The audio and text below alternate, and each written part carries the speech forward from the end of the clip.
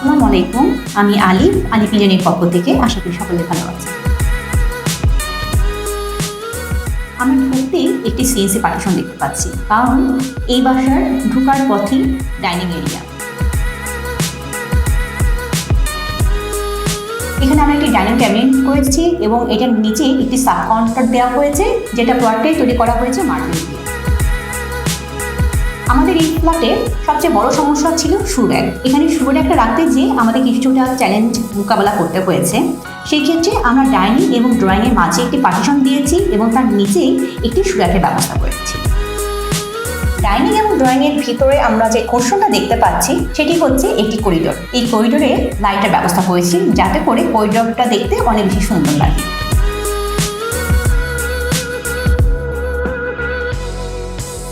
আমরা যে টিভি ইউনিটটা দেখতে পাচ্ছি, যেহেতু ক্লায়েন্টের একটা মতামতের গুরুত্ব আমরা খুব বেশি দিয়ে থাকি, সেই ক্ষেত্রে তার চয়েস মতোই উডেন টেক্সচারের প্যানেলই করা হয়েছে। মাস্টার বেডে ফুল হাইট একটি ক্যাবিনেট করা হয়েছে। আমরা এখানে দুইটা পার্টে ভাগ করে রেখেছি। একটা হচ্ছে 7 ফিট হাইটে, যেখানে রেগুলার আমাদের ইউজ হবে, এবং আরেকটি হচ্ছে স্টোরেজ। আর এখানে কালারটা পুরাটাই সাদা এবং তার সঙ্গে লাইট গোল্ডেন কালার।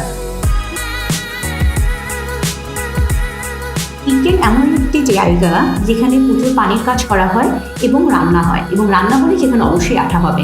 সেই জন্য আমরা সবসময় ক্লায়েন্টদেরকে প্রেফার করি আপনারা এসপিএলটা ইউজ করবেন, এতে করে আপনার ক্লিন করতে অনেক বেশি ইজি।